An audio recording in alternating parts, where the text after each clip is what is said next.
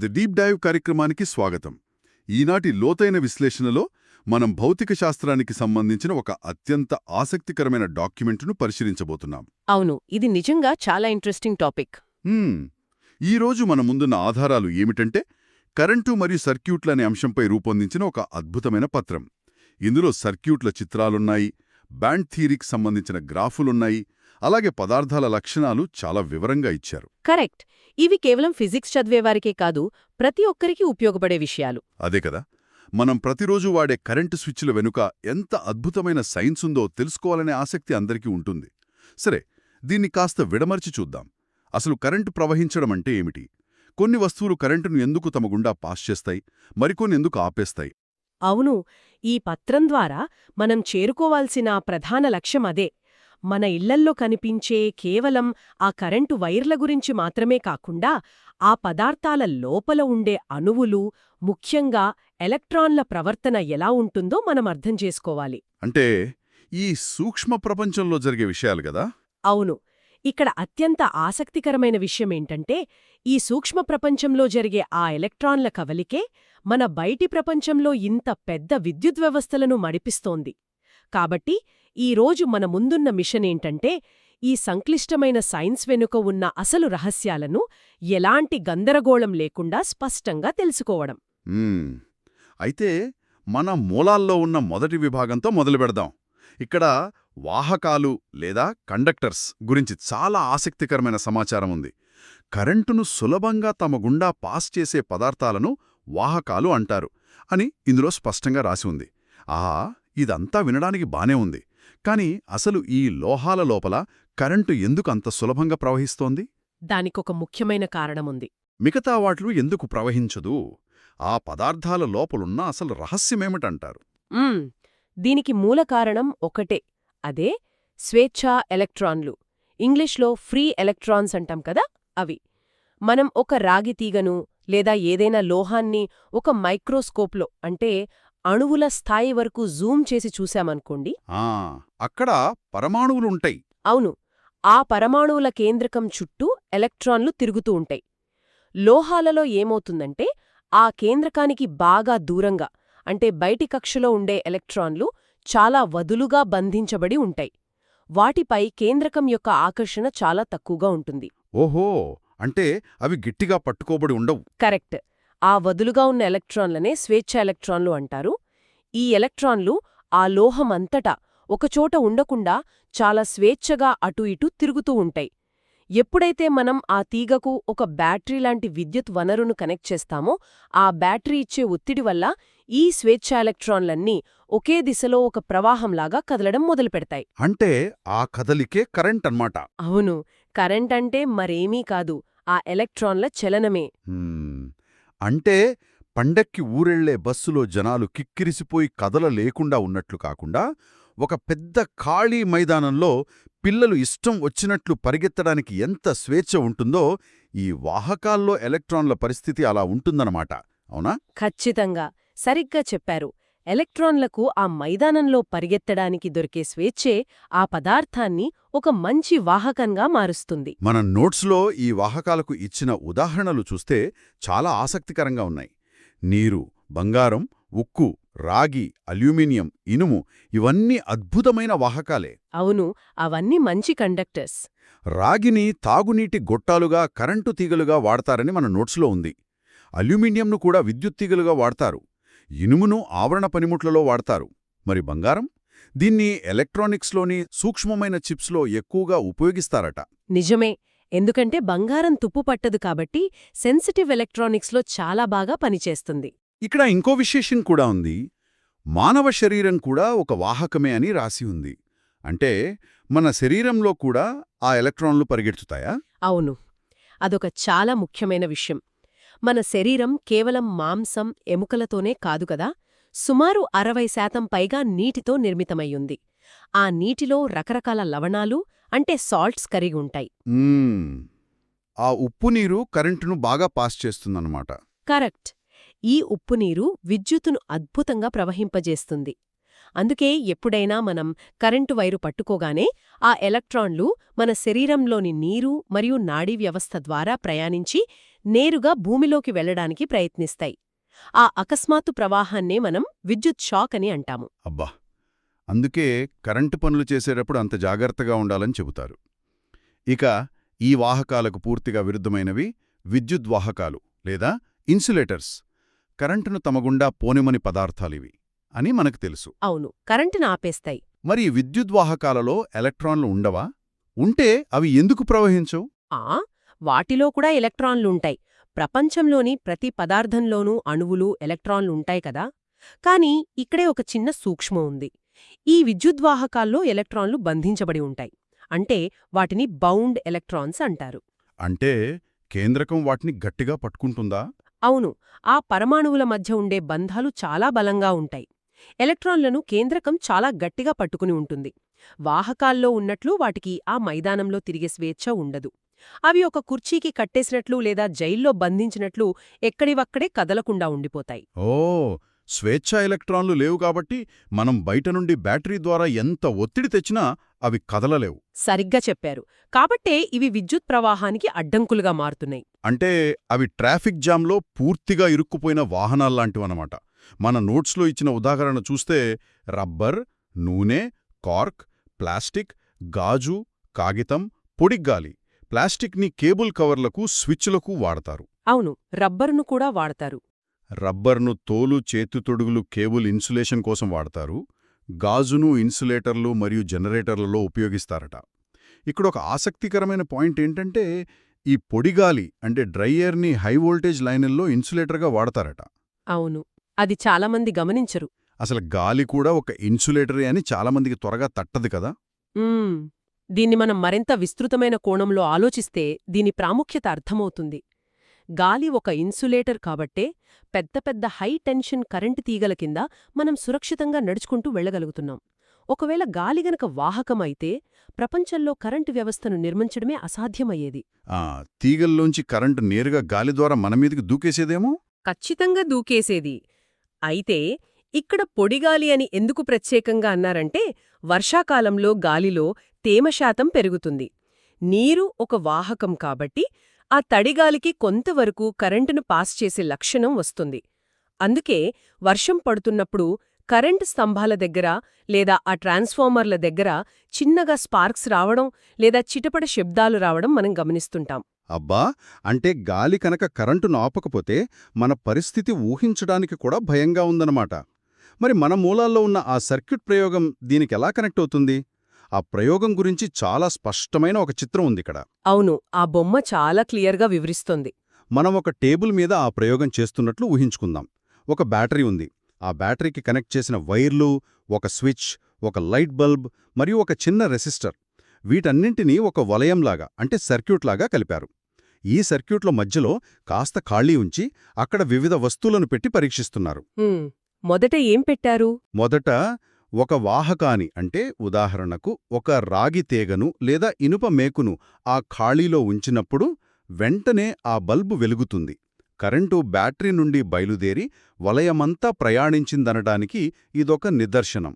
అవును, బల్బు వెలిగింది అంటే కరెంటు పాస్ అయినట్లే. అదే సర్క్యూట్లో మధ్యలో ఒక విద్యుద్వాహకాన్ని అంటే ఒక రబ్బర్ ముక్కను లేదా ప్లాస్టిక్ను ఉంచినప్పుడు బల్బు వెలుగదు.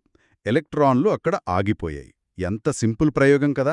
అవును, అత్యంత సరళమైన ప్రయోగం ద్వారా ఎంతో లోతైన విషయాన్ని చెప్పారు. ఎలక్ట్రాన్లు ఏ దారిలో ప్రయాణించగలవో, ఎక్కడ ఆగిపోతాయో ఇది కళ్లకు కట్టినట్లు చూపుతుంది. అయితే ఈ ప్రయోగం కేవలం కరెంటుకే పరిమితం కాదు. మనం ఈ రెండు పదార్థాల భౌతిక లక్షణాల మధ్య ఉన్న ఇతర ప్రధాన వ్యత్యాసాలను కూడా ఇక్కడే గమనించాలి. అంటే ఇంకా ఏమున్నాయి? ఛార్జ్ పంపిణీ అనే ఒక ఆసక్తికరమైన అంశం మన నోట్స్లో ఉంది. ఉదాహరణకు ఒక వాహకం మీదకు కొంత ఛార్జ్ను అంటే కొన్ని ఎలక్ట్రాన్లను పంపిస్తే ఆ ఛార్జ్ దాని ఉపరితలమంతటా సమానంగా పంపిణీ అవుతుంది. దీనికి కారణం మనం ఇందాక మాట్లాడుకున్న ఆ స్వేచ్ఛా ఎలక్ట్రాన్లే. అవి స్వేచ్ఛగా తిరుగుతాయి కదా. అవును, అవి స్వేచ్ఛగా తిరుగుతాయి మరియు ఒకదానికొకటి వికర్షించుకుంటాయి, రిపెన్ అవుతాయి. అలా తోసుకుంటూ తోసుకుంటూ పదార్థమంతటా సమాన దూరంలో విస్తరిస్తాయి. కాని ఒక విద్యుత్ వాహకం మీద ఛార్జ్ పెడితే అది ఎక్కడ ఉంచామో అక్కడే స్థిరంగా ఉండిపోతుంది. ఆ ఎలక్ట్రాన్లకు కదిలే స్వేచ్ఛ లేదు కాబట్టి అవి పక్కకు జరగలేవు. ఇక్కడే అసలు విషయం చాలా ఆసక్తికరంగా మారుతుంది. కరెంటుని ఆపేయడం, పంపించడం మాత్రమే కాదు, అందులో ఎంత నిరోధం అంటే రెసిస్టెన్స్ ఉంది అనేది కూడా ముఖ్యమే. వాహకాలకు నిరోధం తక్కువగా ఉంటుంది కాబట్టే ఎలక్ట్రాన్లు అంత సులభంగా పంపిణీ అవుతున్నాయి. కరెక్ట్. విద్యుద్వాహకాలకు నిరోధం ఎక్కువగా ఉంటుంది కాబట్టి అక్కడే ఉండిపోతున్నాయి. ఇక్కడే ఇంకో విషయం కూడా ఉంది. మన మెటీరియల్లో ఉష్ణవాహకత గురించి కూడా చెప్పారు. వాహకాలకు థర్మల్ కండక్టివిటీ ఎక్కువట, అంటే అవి వేడిని కూడా సులభంగా ప్రసారం చేస్తాయి. విద్యుద్వాహకాలకు ఉష్ణవాహకత తక్కువ అని నోట్స్ చెబుతోంది. సరిగ్గా పట్టుకున్నారు. ఇది భౌతిక శాస్త్రంలో ఒక అద్భుతమైన నియమాన్ని వివరిస్తోంది. కరెంట్ మరియు వేడి ఈ రెండూ ఒకే రకమైన పదార్థాల గుండా ఎందుకు సులభంగా ప్రవహిస్తాయో దీనికి మళ్లీ సమాధానం ఆ స్వేచ్ఛా ఎలక్ట్రాన్లే. వేడికి కూడా అవే కారణమా? అవును. మనం ఒక రాగి గిన్నెను వేడి చేసినప్పుడు ఆ వేడిని గ్రహించిన ఎలక్ట్రాన్లు విపరీతమైన వేగంతో కదలడం ప్రారంభిస్తాయి. అలా కదులుతూ పక్కన ఉన్న అణువులను ఢీకుని ఆ వేడిని పదార్థమంతటా చాలా వేగంగా వ్యాపింపజేస్తాయి. అంటే ఆ ఎలక్ట్రాన్లే విద్యుత్తును మోసుకెళ్లినట్లే వేడి శక్తిని కూడా ఒక్కచోట నుండి మరొక చోటికి మోసుకెళ్తాయి. ఆహా! వంట గిన్నెల విషయంలో ఈ సూత్రం మనం రోజూ చూస్తుంటాం గదా. ఒక లోహపు గిన్నెలో వంట చేస్తున్నప్పుడు కింద ఉన్న మంట వల్ల ఆ గిన్నె మొత్తం వేడెక్కుతుంది. ఎందుకంటే అది వాహకం కాబట్టి ఉష్ణాన్ని గ్రహిస్తుంది. కాని ఆ గిన్నెను మనం పట్టుకోవడానికి వీలుగా దాన్ని హ్యాండిలుకు ఒక ప్లాస్టిక్ లేదా గట్టి చెక్క కవర్ వేస్తారు గదా. అవును, వేడి తగలకుండా. ఆ ప్లాస్టిక్ విద్యుద్వాహకం కాబట్టి దానికి ఉష్ణవాహకత కూడా తక్కువే. కాబట్టి ఆ వేడి మన చేతులకు చేరకుండా అది ఆపుతుంది.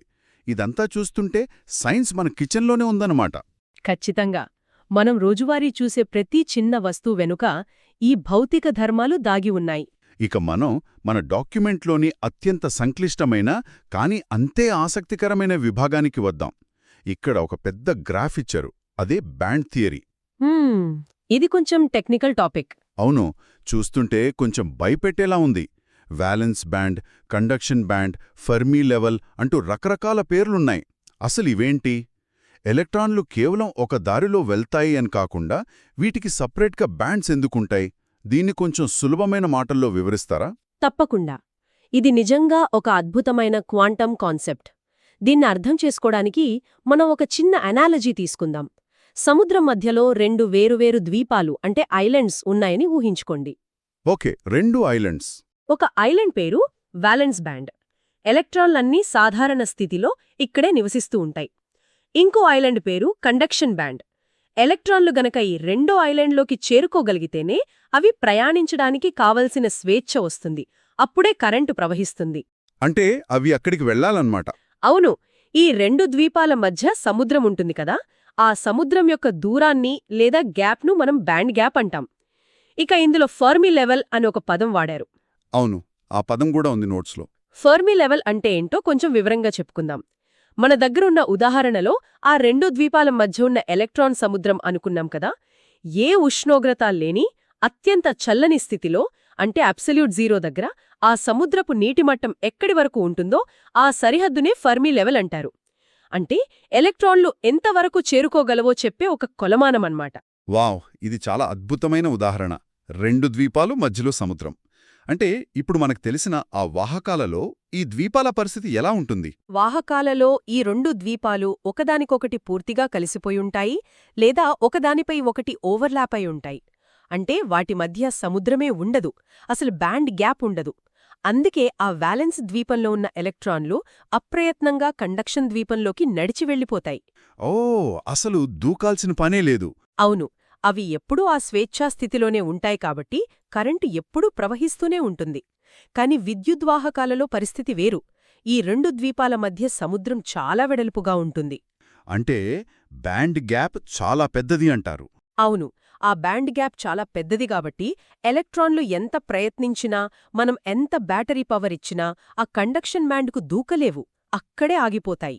అంటే ఆ 2 ద్వీపాల మధ్య దూరం ఆధారంగానే కరెంటు పారుతుందా లేదా అని డిసైడ్ అవుతుందన్నమాట. మరి సెమీకండక్టర్లంటే ఏమిటి? మన నోట్స్లో సిలికాన్, జర్మేనియం అని పేర్లిచ్చారు. వీటి పరిస్థితేంటి? వీటి ఏ ద్వీపానికి చెందినవి? ఆ సెమీకండక్టర్లు ఇవే ఆధునిక ఎలక్ట్రానిక్స్ టెక్నాలజీకి గుండెకాయలాంటివి. ఈ ద్వీపాల సిద్ధాంతంలో ఇవి ఒక విచిత్రమైన స్థితిలో ఉంటాయి. వీటిలో బ్యాండ్ గ్యాప్ ఇరుకుగా ఉంటుంది. అంటే దూరం తక్కువ? అవును, ఆ రెండు ద్వీపాల మధ్య దూరం చాలా తక్కువగా ఉంటుంది. సాధారణ ఉష్ణోగ్రత వద్ద ఎలక్ట్రాన్లు ఆ చిన్న గ్యాప్ను కూడా దాటలేవు. కాబట్టి ఇవి పూర్తిగా ఇన్సులేటర్లలాగా ప్రవర్తిస్తాయి. కాని ఎప్పుడైతే మనం కొంచెం వేడిని పెంచుతామో అణువుల స్థాయిలో ఆ సిలికాన్ నిర్మాణంలో ఉన్న బంధాలు విచ్ఛిన్నమవడం మొదలవుతాయి. ఆ వేడి ఎలక్ట్రాన్లకు ఒక ఎనర్జీ డ్రింక్ లాగా పనిచేస్తుంది. ఆహా, ఎనర్జీ డ్రింకా? అవును, వెంటనే ఆ ఎలక్ట్రాన్లకు తగినంత శక్తి వచ్చి ఆ చిన్న సముద్రాన్ని లేదా బ్యాండ్ గ్యాప్ను దూకేసి కండక్షన్ బ్యాండ్లోకి వెళ్ళిపోతాయి. అప్పుడు అవి అకస్మాత్తుగా వాహకాలుగా మారిపోయి కరెంటుని పాస్ చేస్తాయి. ఉష్ణోగ్రత పెరిగినప్పుడు ఈ కండక్షన్ బ్యాండ్ విద్యుత్ను పాస్ చేస్తుంది. ఎంత ఫ్యాసినేటింగ్ కదూ! ఈ క్వాంటం స్థాయి మార్పు వల్లే మన మదర్బోర్డులలో సిగ్నల్స్ని కంట్రోల్ చేయగలుగుతున్నాం. ట్రాన్సిస్టర్లు పనిచేసే విధానమంతా ఆగండి ఒక్క నిమిషం. మీరు పూర్తిగా క్వాంటం ఫిజిక్స్ ల్యాబ్లోకి వెళ్ళిపోయారు. మీ ఉత్సాహం చూస్తుంటే మొత్తం ల్యాప్టాప్ని ఇక్కడే విడదీసేలా ఉన్నారు. దీన్ని కాస్త మనింట్లో హాల్లోకి తీసుకొద్దాం. ఈ సిలికాన్ జర్మేనియంల వల్ల మనకి అసలు ఉపయోగమేంటి? ఇవి రోజు మనకి ఎలా ఉపయోగపడుతున్నాయి? అవును, కొంచెం టెక్నికల్ డీటెయిల్స్లోకి వెళ్ళిపోయాను. దాని ప్రాక్టికల్ ప్రపంచంలోకి తీసుకొస్తే మన ఫోన్లు, కంప్యూటర్లు, టీవీలు పనిచేసేది ఈ సెమీకండక్టర్ల వల్లనే. ఇవి ఎప్పుడు కరెంటును పాస్ చేయాలో, ఎప్పుడు ఆపాలో మనకు కావాల్సిన విధంగా కంట్రోల్ చేయగలవు. అదే వాటి గొప్పతనం. ఇదంతా సరే, దీనివల్ల మనకు ఒరిగేదేమిటి అని ఎవరైనా అడిగితే, మన దైనందిన జీవితంలో ఈ వాహకాలు మరియు విద్యుద్వాహకాలు ఎంత సమన్వయంతో పనిచేస్తాయో మన నోట్స్ చాలా స్పష్టంగా చెప్పింది. ఖచ్చితంగా భద్రమైన విద్యుత్ వ్యవస్థలను ఏర్పాటు చేయడానికి ఇవి రెండూ అవసరమే. ఉదాహరణకు, ఎవరైనా ల్యాప్టాప్ ఛార్జర్ వైర్ లేదా ఏదైనా పవర్ కార్డ్ను తీసుకుని పరిశీలిస్తే దాని లోపల రాగి లేదా అల్యూమినియం తీగలుంటాయి. అవి వాహకాలు, కరెంటును మనదాకా తీసుకొస్తాయి. కాని వాటిపైన ఏముంటుంది? ఒక మందపాటి ప్లాస్టిక్ లేదా రబ్బర్ కవర్ ఉంటుంది. అవును, అది విద్యుద్వాహకం. ఆ కవర్ లేకపోతే ఏమవుతుందో ఊహించండి. ఖచ్చితంగా షాక్ కొట్టి ప్రాణాలకే ప్రమాదం వస్తుంది. అంటే కరెంటు పారడానికి లోపల కండక్టర్ ఉంటే, ఆ కరెంటు నుంచి మనల్ని రక్షించడానికి బయట ఇన్సులేటర్ ఒక కవచంలా ఉంటుందన్నమాట. ఎంత బ్యూటిఫుల్ కాంబినేషన్! మనం ఇంట్లో రోజూ వేసే స్విచ్చులు, సాకెట్లను గమనించినా ఇదే సూత్రం కనిపిస్తుంది. కేది మాత్రం ఆ ప్లాస్టిక్ కవర్లను. ఎందుకంటే ఆ ప్లాస్టిక్ గుండా కరెంట్ ఆగిపోతుంది, మన చేతికి రాదు. కరెక్ట్. అలాగే ఇంకో ముఖ్యమైన ఉదాహరణ చూద్దాం. కరెంటు స్తంభాల మీద పనిచేసే లైన్మెన్లు పెద్ద పెద్ద చేతి తొడుగులు వేసుకుంటారు. గమనించారా? అవి మామూలు వస్త్రంతో చేసినవి కాదు, తోలు లేదా మందపాటి రబ్బర్తో చేసినవి. ఎందుకంటే అవి అద్భుతమైన ఇన్సులేటర్లు కాబట్టి ఆ హై వోల్టేజ్ కరెంటు కూడా వారి శరీరంలోకి ప్రవేశించకుండా కాపాడతాయి. ఈ డాక్యుమెంట్లో రాసిన ఒక ముఖ్యమైన వాక్యం గురించి మనం మాట్లాడుకోవాలి. వాహకాలు మరియు విద్యుద్వాహకాలు రెండూ కలిసి భద్రమైన విద్యుత్ వ్యవస్థలను ఏర్పాటు చేస్తాయి అని. కరెంటు ఎక్కడికి వెళ్లాలో వాహకాలు ఒక రహదారిలా దారి చూపిస్తే, ఎక్కడికి వెళ్లకూడదో విద్యుద్వాహకాలు అడ్డుగోరలు కడతాయన్నమాట. ఇదొక అద్భుతమైన బ్యాలెన్స్. ఈ ప్రకృతిలో ఒకదానికొకటి పూర్తి వ్యతిరేకమైన ఈ రెండు గుణాలు మనిషి అవసరాలకు ఎంత చక్కగా వాడుకోబడుతున్నాయో అని అనిపిస్తుంది. ఈ నోట్స్ చివర్లో ఇంకొన్ని ఆసక్తికరమైన పాయింట్స్ ఉన్నాయి. ముఖ్యంగా పోటీ పరీక్షలకు ప్రిపేర్ అయ్యేవారికి ఉపయోగపడేలా రాశారు. మనం వాటిని కూడా కవర్ చేద్దాం. తప్పకుండా, అవి చాలా ముఖ్యమైనవి. ఉదాహరణకు మొదటి పాయింట్ చూస్తే, ఇంతసేపు మనం కేవలం లోహాలు మాత్రమే కరెంటును పాస్ చేస్తాయని మాట్లాడుకున్నాం కదా. కానీ ఇక్కడొక ఆశ్చర్యకరమైన మినహాయింపుంది. పెన్సిల్ ములుకుగా వాడే గ్రాఫైట్ ఒక అలోహం అయినా కూడా అది ఒక అద్భుతమైన వాహకమని రాసి ఉంది. ఇది నిజంగా చాలా పరీక్షల్లో అడిగే ట్రిక్కీ ప్రశ్న. అలాగే మానవ శరీరం ఒక మంచి వాహకమన్న విషయం కూడా ఎప్పుడూ గుర్తుంచుకోవాల్సిన పాయింట్. అవును, ఆ తర్వాత పాయింట్ కూడా అంతే ఆసక్తికరంగా ఉంటుంది. కెపాసిటర్లలో కాగితాన్ని విద్యుద్వాహకంగా వాడతారట. ప్లాస్టిక్, రబ్బర్, గాజులాంటివి కరెంటును ఆపుతాయని అందరికీ తెలుసు. కానీ ఎలక్ట్రానిక్ పరికరాల్లో ఉండే సూక్ష్మమైన కెపాసిటర్ల మధ్య కరెంటు పక్కకు పోకుండా ఆపడానికి ఒక సన్నటి కాగితం పొరను కూడా ఇన్సులేటర్గా వాడతారని చాలామందికి తెలియదు. ఇదొక అద్భుతమైన ఫ్యాక్ట్. ఇంకో ముఖ్యమైన పాయింట్ ఏంటంటే, సెమీకండక్టర్లు మధ్యవర్తులుగా పనిచేస్తాయి. అంటే సిలికాన్, జెర్మేనియం లాంటివి అవసరాన్ని బట్టి కండక్టర్లుగా, ఇన్సులేటర్లుగా మారతాయి. ఇందాక ఆ ద్వీపాల థియరీ దగ్గర మనం మాట్లాడుకున్నట్లుగా ఈ మధ్యవర్తిత్వమే ఆధునిక ప్రపంచపు డిజిటల్ విప్లవానికి కారణం. ఈ పాయింట్స్ అన్ని వింటుంటే ఈ డాక్యుమెంట్ కేవలం సిద్ధాంతాలను మాత్రమే కాకుండా వాస్తవ ప్రపంచంలో ఆ సైన్స్ ఎలా పనిచేస్తుందో చాలా ప్రాక్టికల్గా వివరించిందని అర్థమవుతుంది. నిజమే. అలాగే వాహకాలలో ఛార్జ్ ఎప్పుడూ ఉపరితలం పైనే సమానంగా పంపిణీ అవుతుంది అన్న పాయింట్ కూడా పరీక్షల కోణంలో, ప్రాక్టికల్ అప్లికేషన్ కోణంలో చాలా ముఖ్యం. మొత్తంగా చూసుకుంటే ఈ సమాచారం మనకు భౌతిక శాస్త్రంలోని ప్రాథమిక సూత్రాలను దైనందిన జీవితానికి ముడిపెట్టి చూడటం నేర్పిస్తుంది. మనం నేర్చుకున్న ఈ జ్ఞానాన్ని మన చుట్టూ ఉన్న వస్తువులకు అన్వయించుకోవడం ద్వారానే సైన్స్ పట్ల అసలైన ఆసక్తి పెరుగుతుంది. అంటే మన దైనందిన జీవితంలో మన చుట్టూ ఉన్న వస్తువులను చూసినప్పుడు ఈ ఆశ్చర్యం కలగక మానదు. ఈరోజు విశ్లేషణలో మనం చాలా ముఖ్యమైన విషయాలను కవర్ చేశాం. అసలు కరెంటు ప్రవహించడానికి కారణమైన ఆ స్వేచ్ఛ ఎలక్ట్రాన్ల ప్రవర్తనను ఒక మైదానంలో పరిగెత్తే పిల్లల ఉదాహరణతో అర్థం చేసుకున్నాం. అవును, ఆ సర్క్యూట్ ప్రయోగం ద్వారా కూడా క్లియర్గా తెలుసుకున్నాం. వాహకాలు వాటిని ఎలా స్వేచ్ఛగా వదిలేస్తాయో, విద్యుద్వాహకాలు వాటిని ఎలా గట్టిగా బంధించేస్తాయో కళ్లకు కట్టినట్లు విజువలైజ్ చేసుకున్నాం. బ్యాండ్ థియరీ దగ్గర ఆ 2 ద్వీపాల ఉదాహరణైతే అద్భుతం. వ్యాలెన్స్ బ్యాండ్ మరియు కండక్షన్ బ్యాండ్ల మధ్య ఉన్న ఆ బ్యాండ్ గ్యాప్ సెమీకండక్టర్లలో ఉష్ణోగ్రత పెరిగినప్పుడు ఎలా మ్యాజిక్ చేస్తుందో తెలుసుకున్నాం. కరెక్ట్, అదొక మ్యాజిక్ లాంటిదే. అన్నిటికంటే ముఖ్యంగా ఈ 2 వ్యతిరేక ధర్మాలున్న పదార్థాలు ఒక్కటైతేనే మన ఇళ్లల్లో పవర్ కార్డ్స్లో మనకు ఎంతో భద్రత దొరుకుతోందని గ్రహించాం. ఖచ్చితంగా. ఇది విన్న తర్వాత ఎవరైనా గోడపై ఉన్న స్విచ్ వేసినప్పుడు ఆ ప్లాస్టిక్ కవర్ వెనుక ఉన్న రాగితీగల్లో ఎలక్ట్రాన్లు ఎలా ప్రయాణిస్తున్నాయి అన్న దృశ్యం వారి మదిలో మెదిలితే అదే ఈ విశ్లేషణ యొక్క అసలైన విజయం. ముగించే ముందు ఇదంతా ఆలోచిస్తుంటే నాకు చిన్న ప్రశ్న లేదా ఒక కొత్త ఆలోచన తడుతోంది. మన నోట్స్లో సిలికాన్ లాంటి సెమీకండక్టర్లు ఉష్ణోగ్రతను బట్టి కరెంటును పాస్ చేస్తాయని తెలుసుకున్నాం కదా. అవును. వేడి ఇస్తే గాని వాటిల్లోంచి ఎలక్ట్రాన్లు దూకలేవు. ఇవే మన కంప్యూటర్లు, ఫోన్లకి ప్రాణం. అవును, ఉష్ణోగ్రత కీలకమక్కడ. మరొకవేళ భవిష్యత్తులో గది ఉష్ణోగ్రత దగ్గరే, అంటే మనకెలాంటి వేడి లేదా అత్యంత శీతల వాతావరణం అవసరం లేకుండానే, ఏమాత్రం నిరోధం లేకుండా విద్యుత్తును పాస్ చేసే ఒక సూపర్ మెటీరియల్ను, అంటే ఒక సూపర్ కండక్టర్ను ఎవరైనా కనిపెడితే, ఒక్కసారి ఊహించండి. ఆ వాహకంలో అసలు రెసిస్టెన్స్ అనేదే ఉండదు. ఎక్కడా ఆటంకం లేకుండా వేడి రూపంలో అసలు విద్యుత్ నష్టమే జరగని ప్రపంచం ఎలా ఉంటుందో కదా. ఆ ఆవిష్కరణ జరిగితే మన మొబైల్స్ ఛార్జింగ్ వారం రోజులైనా ఆగదు. ప్రపంచ విద్యుత్ పంపిణీ వ్యవస్థ రూపురేఖలే మారిపోతాయి. అబ్బా, అది నిజంగా ఒక విప్లవాత్మకమైన ఆలోచన. భౌతిక శాస్త్రవేత్తలు దశాబ్దాలుగా ఆ గది ఉష్ణోగ్రత సూపర్ కండక్టర్ కోసమే పరిశోధనలు చేస్తున్నారు. బహుశా రేపు ఎవరైనా అలాంటి ఒక అద్భుతమైన ఆవిష్కరణ చేస్తారేమో, ఏమో ఎవరికి తెలుసు. ఆవిష్కరణలు ఎప్పుడూ ఇలాంటి ప్రాథమిక సూత్రాలను ప్రశ్నించడం నుండే మొదలవుతాయి. నిజమే. ఆ రోజొకటి త్వరలోనే రావాలని ఆశిద్దాం. ఈ లోతైన విశ్లేషణలో మాతో పాటు ప్రయాణించిన అందరికీ కృతజ్ఞతలు. మన చుట్టూ ఉన్న ప్రపంచంలోని సైన్సును గమనిస్తూ ఉండండి. ఇలాగే కొత్త విషయాలను అన్వేషిస్తూ ఉండండి. మరొక ఆసక్తికరమైన మరియు లోతైన విశ్లేషణతో మళ్ళీ కలుద్దాం.